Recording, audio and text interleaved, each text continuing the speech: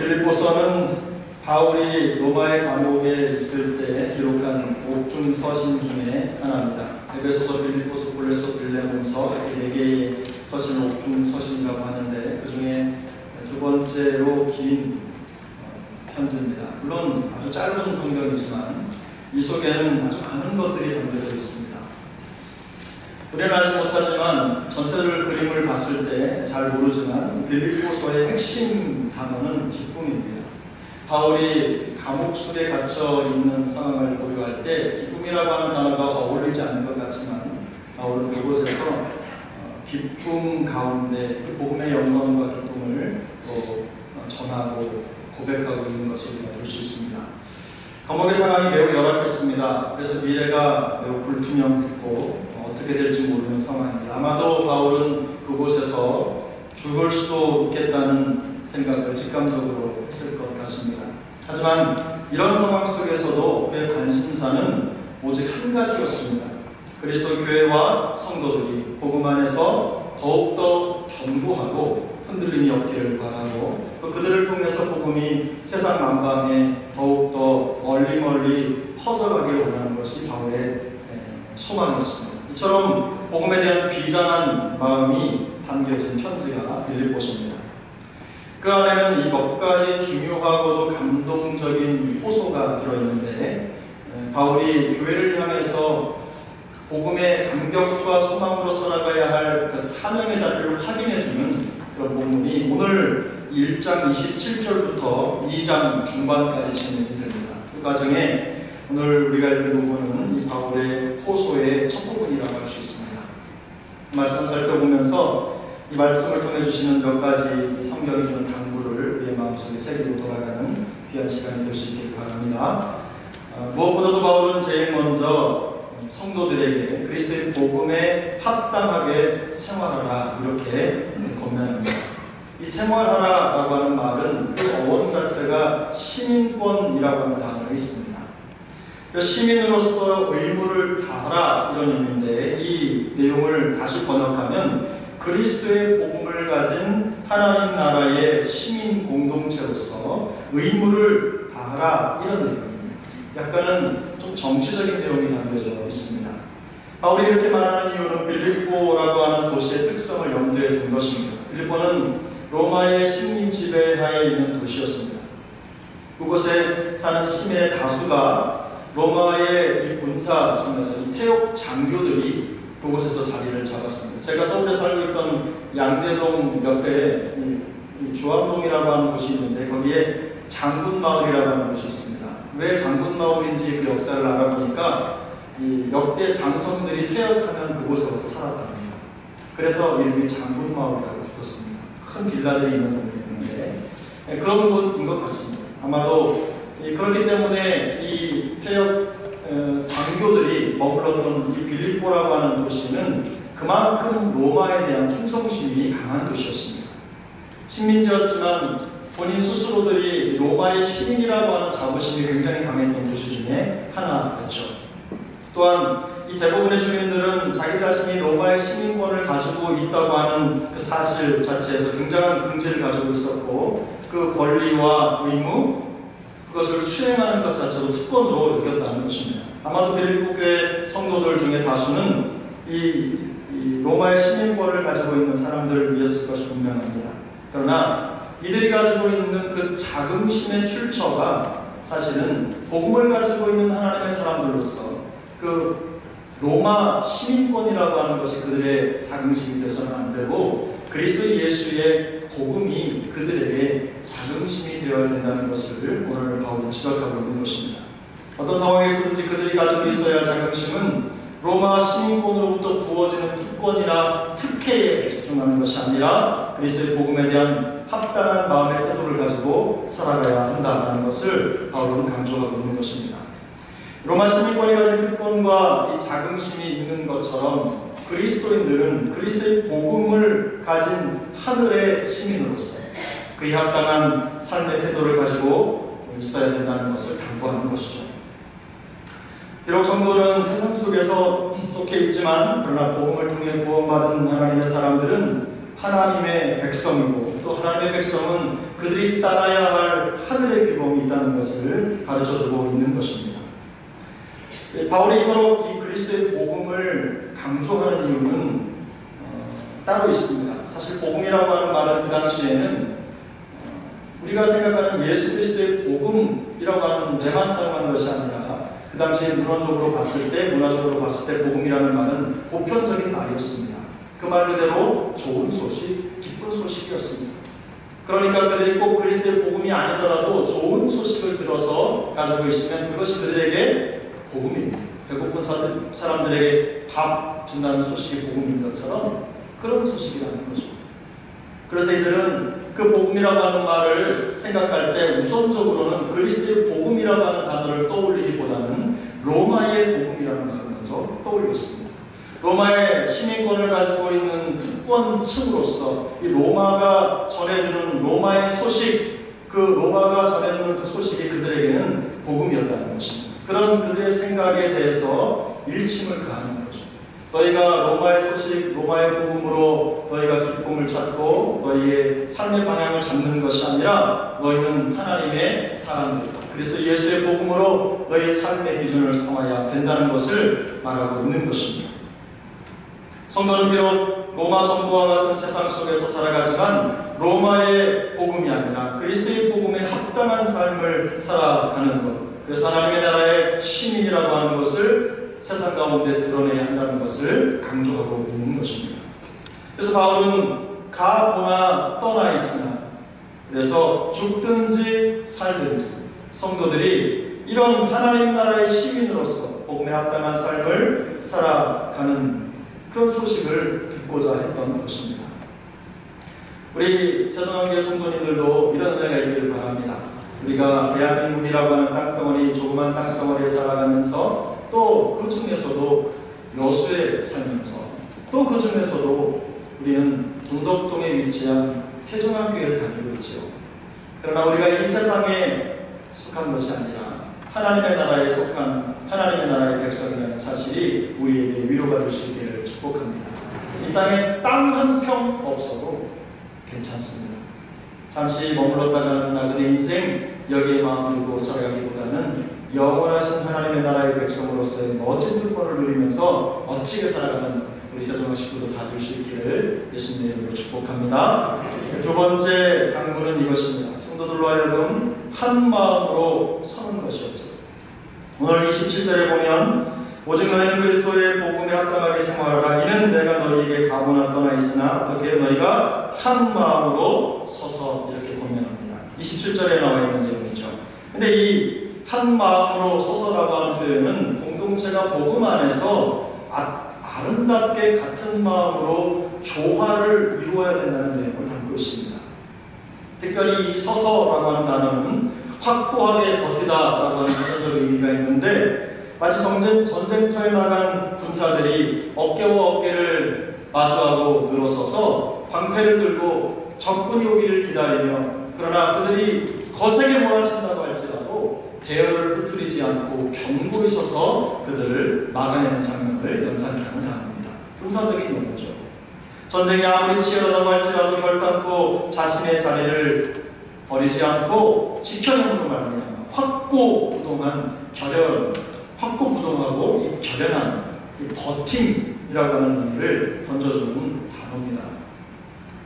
이 바울은 이 같은 말로 또 다른 교회를 권면했는데, 고린도전서 16장 13절에 보면 깨어 믿음에 서서 남자답게 강건하라 이렇게 권면을 했습니다. 고린도 교회도 마찬가지로 이런 견고히 서서 세상을 대하는, 세상을 이겨야 할 사명이 그들에게 있었던 것입니다. 교회가 세상의 공격을 막아내면서 공동체 내의 안정과 평안을 유지하기 위해서 교회 각 구성원 한 사람 한 사람이 같은 마음을 가지고 굳건하게 서서 하나님 앞에 견고히 버티는 것이 너무나 중요하다는 거죠.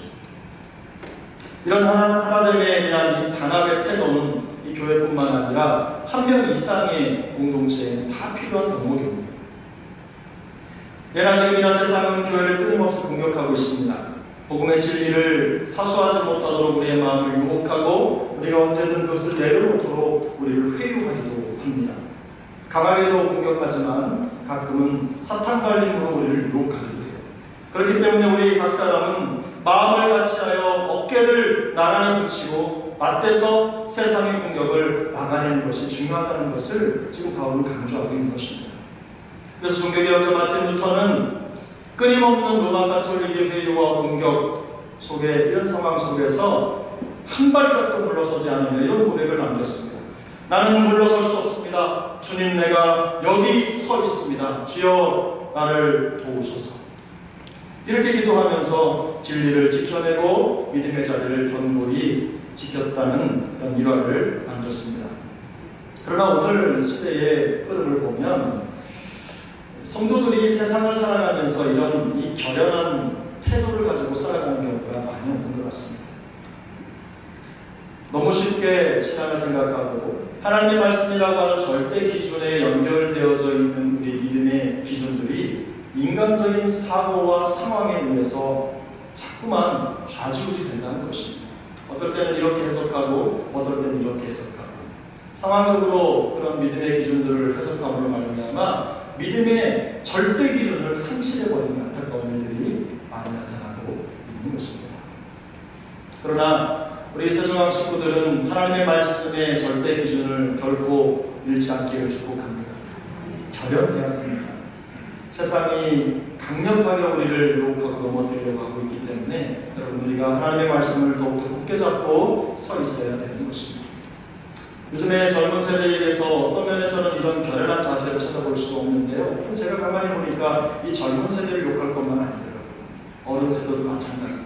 우리 모두가 다 어쩌면 믿음의 정체성을 이미 다 내려놓은지도 모르겠어요. 살아계신 하나님 앞에서 부끄럽지 않은 믿음의 자리, 정말 지켜야 할 것을 지키고 사수해야 되는 그런 마음의 이 결단들이 우리 안에 새로워질 수 있기를 예수님 이름으로 축복합니다. 세 번째 성경이 당부하는 그 당부는 한 뜻으로 복음의 신앙을 위하여 협력하는 것입니다. 오늘 본문 27절에 보면 한 뜻으로 복음의 신앙을 위하여 협력하는 것이라고 말했죠. 이 협력하는 것이라는 말은 함께라고 하는 말과 그리고 경기하다, 싸우다라고 하는 말이 합쳐져서 만들어진 단어입니다. 그러니까 붙여서 얘기하면 함께 싸운다 이런 말입니다. 복음의 진리를 지켜내기 위해서 교회가 한 마음 한 뜻으로 하나가 되어서 함께 싸우는 말이죠. 어린 시절에 제가 겨울철이 되면 항상 연을 만들었습니다. 방패연도 만들고 가오리연도 만들었는데 이 연이 하늘로 높이 떠오르는 것을 보면 얼마나 기분이 좋은지 몰라요. 그럼 저도 연 잘 만듭니다. 또 저희 아버님이 연을 아주 잘 만드셨어요. 그런데 이 연이 하늘로 높이 치솟아 오르는 과정을 보면 단순히 연 하나를 종이로 나무에 종이를 붙여서 줄을 묶어 띄운 것 같지만 거기에도 과학이 들어갑니다. 연을 만들어가는 이 연 창호지죠. 이 한지를 아주 적절한 것을 선택하고 그 안에 구멍을 적절하게 뚫어야지 되는 거죠. 1차적으로. 그리고 거기에 대나무 살개를 깎아서 붙이는데 너무 두꺼워도 안 되고 너무 얇아도 안 됩니다. 뿐만 아니라 거기에 이제 줄을 매가지고 방줄이라고 하죠. 연 방줄을 내서 적절한 각도를 유지해야지 연이 창문 높이 떠오르지 이 각도가 맞지 않으면 아무리 당겨도 바람이 불어도 연이 올라가지 않습니다. 연줄 길이를 정합니다. 그리고 거기에 연이 아무리 잘 만들어도 삐뚤삐뚤하기 때문에 거기에 삐뚤어지는 방향대로 연 꼬리를 붙여서 무게를 맞춥니다. 그리고 이제 높이 올릴 때는 연줄이 얼마나 견고한지를 확인하고 그리고 연줄을 이 장력을 견딜 만한 연 자세의 연줄을 잘 감아서 엉키지 않도록 풀기도 하고 또 감기도 하는 과정을 통해서 연을 띄워내는 것입니다. 연 하나를 띄우는데도 이런 모든 것들이 협력하여 선을 이루어야 됩니다. 그 어느 것 하나로 인해서 연이 뜨는 것이 아닙니다. 모든 것이 잘 조화를 이루어야 연이 하늘 높이 천국을 향해 날아가는 것입니다. 바로 이것이 협력한다는 말의 의미입니다. 우리 교회 모든 성도들이 마음을 하나로 모아 함께 협력할 때 교회는 세상의 공격으로부터 진리를 보호하고 또 복음을 더 멀리 퍼져나가게 하는 귀한 하늘의 사명을 능히 감당하게 될 줄로 믿습니다. 근데 이 협력이라고 하는 단어의 반대편에는 서로를 공격한다는 의미도 담겨져 있어요. 이 교회가 협력하지 못하고 분리되면 어떤 면에서는 더 위험한 존재라는 거죠. 마음을 같이 하지 못할 때. 그래서 저는 집에서 작은 어항의 구피라고 하는 열대어를 키우는데, 이 구피라고 하는 열대어가 성질이 좀 못됐습니다. 그래서 다른 어미가 새끼를 낳으면 기다리고 있다가 톡 받아먹어요. 자기 새끼. 아십니까? 그런데 거기에다가 먹이가 부족하든지 어쨌든 환경이 맞지 않으면 같이 살고 있는 다른 녀석의 지느러미나 이런 부분을 뜯어먹습니다. 그래서 항상 관찰을 해야 되는데, 근데 두 녀석이 함께 있다가 조금 힘센 녀석이 힘없는 녀석을 뜯어먹어서 녀석이 하나가 죽게 되지 않습니까? 그러면 남아있는 한 마리가 더 잘 살 것 같은데, 그 순간에 우리가 이 죽어간 구피 한 마리가 바닥에 가라앉아 있는 것을 발견하지 못하면 그 시체로 인해서 물 전체가 오염이 되고 있고 많은 것입니다. 그래서 결국에는 이 남아있는 한 마리도 죽게 됩니다. 저는 그것이 협력하지 못하는 교회의 특징이라고 생각합니다. 우리가 하나님의 주신 귀한 복음의 은혜 안에서 한 마음으로 협력하여 선을 이루지 못할 때 우리는 어쩌면 함께 더 고통스러운 시간을 맞이하게 될 수도 있다는 것입니다. 바울은 오늘 본문 28절에서 교회의 대적자들이 있음을 언급합니다. 바울의 답을 정리해보면 빌립보 교회는 복음에 합당한 삶을 통하여 한 마음으로 던지고 서서 교회 안팎의 대적자들을 두려워하지 말고 힘을 합쳐 싸우고 막아내야 한다는 것을 강조하고 있습니다. 복음으로 구원을 얻은 교회가 세상과 다른 것이처럼 이 둘 사이에 일어나고 있는 영적 전쟁의 상황인 것입니다. 그래서 우리가 하나님 앞에서 복음을 가지고 있다고 하는 증거는 우리가 그것에 대항하여 싸울 수 있는 힘이 있다는 것이고, 그렇지 않다는 것은 반대를 의미합니다.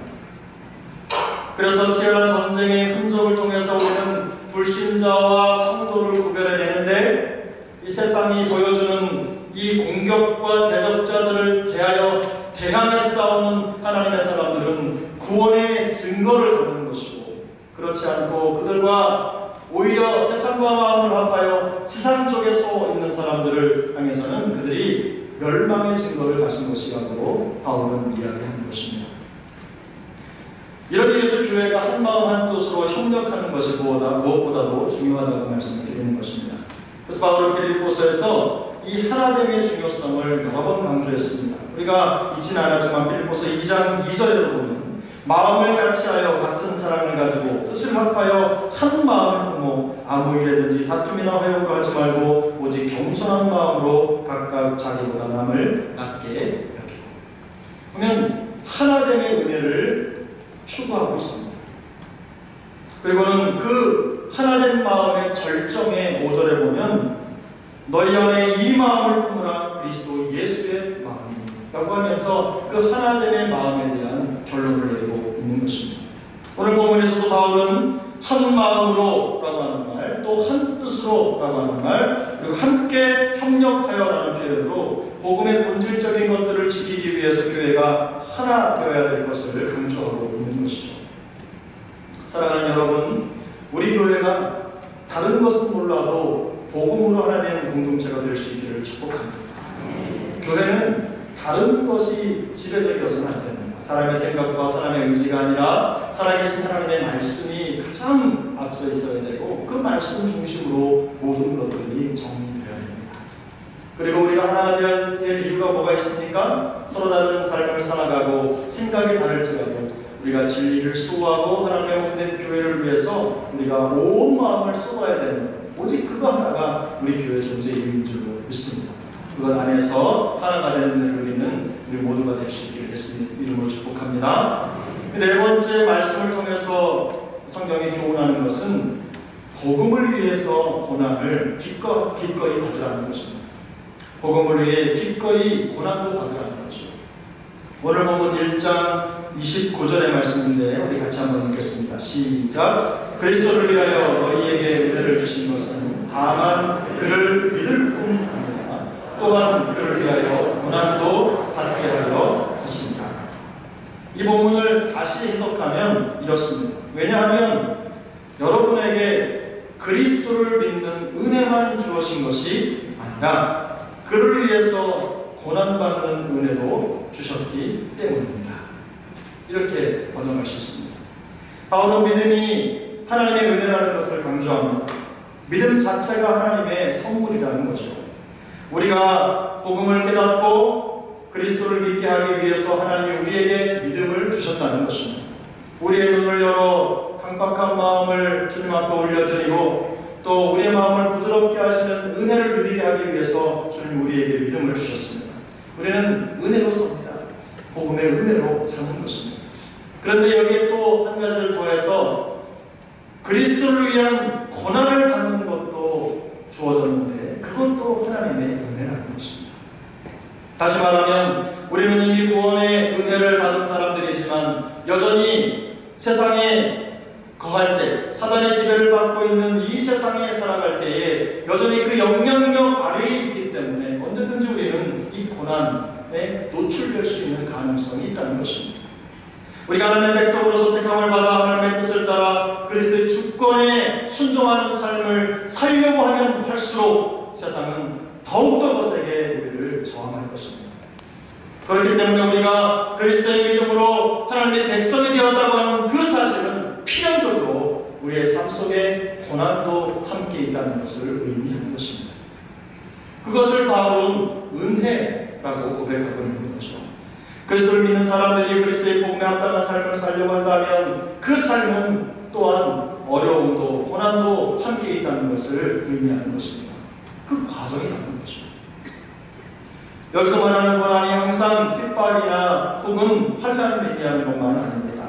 당시에 로마의 시민권을 가지고 있었던 이 빌립보 성도들에게 있어서 또 다른 어려움은 그들이 누릴 수 있는 로마 시민권의 특권을 포기하는 것이었습니다. 안전을 포기하는 것이었어요. 권위를 포기하는 것이었습니다. 그들이 누릴 수 있는 혜택을 내려놓는 것이었어요. 그게 너무너무 어려운 상황이었죠. 바울의 편지를 받고 있는 빌립보 교회 성도들의 경우도 마찬가지입니다. 그들은 1차적으로 로마에 속한 로마 시민으로서 그 권리를 주장하고 누릴 수 있었습니다. 그 특권이 있었어요. 그러나 그들이 예수 그리스도의 복음을 따라 산다고 하는 것은 정면적으로 로마의 시민권을 내려놓는 것이나 다름없는 삶을 요구했다는 것입니다. 로마의 시민권을 가진 사람들로서 그 법을 따르는 권리나 혜택을 주장하기보다는 그리스도의 복음을 따름으로 인해서 겪는 제한과 혼란이 주는 어려움을 선택해야 했다는 것입니다. 그럼 복음을 믿고 따른다는 이유로 성도는 이 교회에 적대시하고 또는 직장이나 사업장에서 우리를 색안경을 끼고 보는 사람들의 그런 불편함을 감내해야 됩니다. 여러분, 그것을 감당하지 않기 위해서 내가 신앙을 포기할 수 있다? 만약에 그렇다고 한다면 구원받은 사람이 아닙니다. 내가 믿음을 지키고 신앙을 지키고 하나님의 진리의 말씀 앞에서 내 삶의 자리를 견고하게 지켜내기 위해서 걸음을 걸어갈 때 세상 사람들에게 질타를 받을 수도 있고 욕을 먹을 수도 있고 그들의 따가운 시선을 받아낼 수도 있습니다. 불편합니다. 불이익을 당할 수도 있습니다. 그러나 오늘 말씀처럼 그를 믿을 뿐 아니라 또한 그를 위하여 고난도 받게 하시라는 것이 하나님의 뜻입니다. 바울은 그것을 은혜로 이야기했어요. 복음을 따르고 진리를 지키는 삶에 불러온 불편함, 어려움, 이것이 이상한 일이 아니라는 것입니다. 그 자체가 하나님의 은혜라는 것을 강조하고 있어요. 하나님의 나라의 시민에게 당연히 있을 수 있는 일이라고 지금 말씀하고 있는 것입니다. 이것이 바로 성경이 가르치는 가르침입니다. 성도에게 일어나고 있는 세상의 모든 일들은 더 이상 세상의 일이 아니라 그것이 나와 연관되어 있는 하늘의 일 가능성이 높습니다. 무슨 일이든지 이것은 이제 세상에 속한 것만 아니라 예수 그리스도의 복음과 이 관계 속에서 이 모든 것들을 해석해낼 수 있어야 된다는 거죠. 만남도 마찬가지입니다. 믿지 않는 사람과의 만남, 또 믿는 사람과의 만남, 우리의 모든 삶은 관계로 연결되어져 있는데 우리가 만나는 모든 사람과의 관계가 복음과 상관없는 것이 아니라는 것입니다. 내가 복음을 듣고 복음을 가지고 있고 복음적인 삶을 살아간다면 모든 것이 복음과 연관된 것입니다. 그래서 그들 중에 혹여라도 복음을 전하지 못하도록 우리 입을 막는 것이 있다면 그것은 우리를 적대시하는 것입니다. 복음을 적대시하는 것은 하나님을 적대시하는 것이고 하나님을 적대시하는 것은 우리의 믿음을 적대시하는 것이기 때문에 우리가 그런 편에 있어서 단호해야 된다는 것입니다. 환경도 마찬가지입니다. 우리가 저 환경을 우리와 상관없는 문제라고 생각할 수 있습니다. 이 코로나19 문제도 마찬가지죠. 우리와 상관없는 그저 바이러스의 문제고 세상에 창궐한 질병의 문제라고 치부할 수 있지만 그러나 결코 그렇지 않습니다. 이 모든 것들은 우리의 신앙과 직접적으로 연결되어 있고 우리가 이것을 어떻게 이겨내야 할지는 우리의 선택이 달려있다는 겁니다. 이 모든 환경과 상황들을 우리는 복음의 눈으로 바라볼 수 있어야 된다는 것입니다. 지금 우리에게 일어나고 있는 모든 일들, 이런 모든 것들 마찬가지입니다. 세상 속에 일어나는 일들이 그저 세상에 속한 것만이 아닙니다. 그것은 우리 교회와 우리의 신앙과 우리의 신앙적 삶과 믿음에 직접적으로 영향을 주는 것이기 때문에 우리가 그런 모든 것들을 지혜롭게 선택하고 관리를 해야 되는 것이죠. 우리 개인에게 일어나는 일도 마찬가지입니다. 국가의 일도 마찬가지입니다. 세계 도처에서 일어나고 있는 수많은 현상이나 일들도 마찬가지입니다. 그런 모든 것들을 바라볼 때 우리는 그저 복음 없는 눈으로 바라봐서는 안 된다는 겁니다. 예수 그리스도의 복음과 연결지어서 그런 것들을 세상에 허용하시는 하나님의 섭리를 볼 수 있는 믿음의 눈이 우리에게 있어야 된다는 것이죠. 나와 상관없는 것이 아닙니다. 우리의 믿음과 삶에 직접적인 영향을 주는 것이기 때문에 더욱더 중요한 것이죠. 그런 의미에서 차별금지법에 대한 관점도 마찬가지입니다. 저 개인적으로 생각할 때 그 삶에 우리 차별금지법 통과되는 게 뭐 그렇게 저에게 위협이 되겠습니까? 어차피 저는 그런 생각을 갖지 않고 있고 그저 속으로 거부하고 체념하면 그만입니다. 불편한 것들 지나다니면 그만입니다. 세상 가운데 온 길천지의 동성연애자들이 웃대거리로 모여서 집회를 하고 노래를 불러도 그냥 비켜다니면 그만이라고 생각할 수도 있지요. 하지만 우리가 그것을 모른 척할 수 없는 이유는 그것이 성경의 진리를 정면적으로 적대시하고 있다는 것입니다. 성경은 분명히 아니라고 하는데 그들은 희라고 하는 거예요. 복음을 훼손하고 있다는 것입니다. 예수 그리스도의 복음이 그런 정책으로 인하여서 훼손되어지고 진리가 아닌 것처럼 버려지고 있어요. 그런 것들이 일상이 되면 불편할 수 있습니다. 우리 세상 가운데 고난을 맞이하게 되겠죠. 그럼 저도 마찬가지입니다. 그러나 제가 그런 것들을 결사적으로 반대해야 된다고 소리를 높이는 이유는 그것이 우리에게 고난을 주기 때문이 아니라 그것이 하나님의 진리를 훼손하는 적그리스도적인 행동이기 때문에 그렇습니다. 교회는 그런 일에 대해서 강력하게 대응해야 되는 것이죠. 어떻게 혼자 되겠습니까? 그래서 한 마음으로 한 뜻으로 어깨를 맞대고 힘을 모아서 합력하여 그 모든 세상의 공격을 이겨내야 된다는 거죠. 여러분 상상해 보세요. 동성연애자가 이 단에 서서 말씀을 전한다고 생각해 보세요.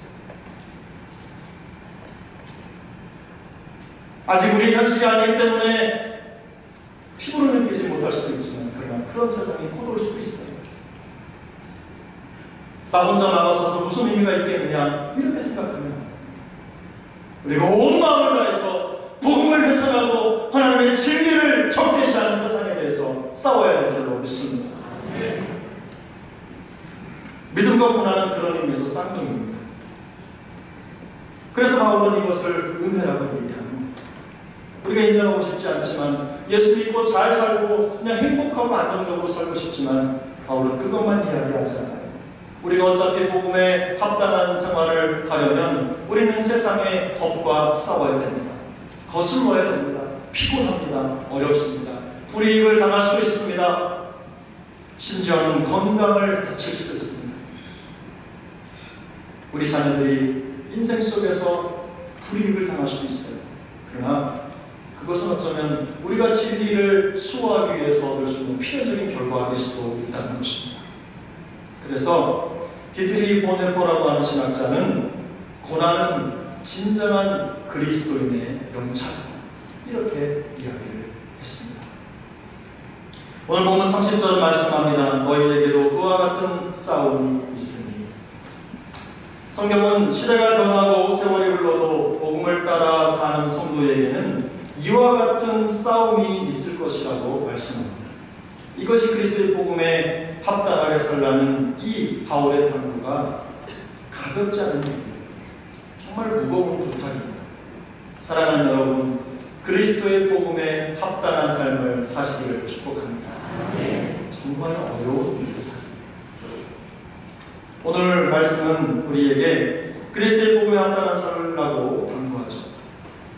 그리고 적대적인 세상의 공격을 막아내고 진리와 믿음을 지키기 위해서 한 마음으로 견고히 서고 한 뜻으로 협력하여 함께 싸우라고 권면하고 있습니다. 물론 이런 영적인 싸움은 결코 쉽지 않을 것입니다. 때론 당연히 누릴 수 있는 편리함과 안전과 세상의 유익을 거부해야 할 때도 있을 것입니다. 어려움이 있고 갈등이 생길 것입니다. 그리고 불편함이 있을 수 있습니다. 그러나 바로 그것이 구원받은 하나님의 백성들이 이 땅에서 누리는 하나님의 은혜라고 오늘 성경은 선명하게 말씀하고 있는 것입니다. 어느 시대나 이 진리를 수호하고 믿음을 지키는 일에 대해서 이 교회 안에 있는 모든 성도들이 같은 생각을 가졌던 것은 아닙니다. 코로나19를 대항하는 것에 있어서도 마찬가지입니다.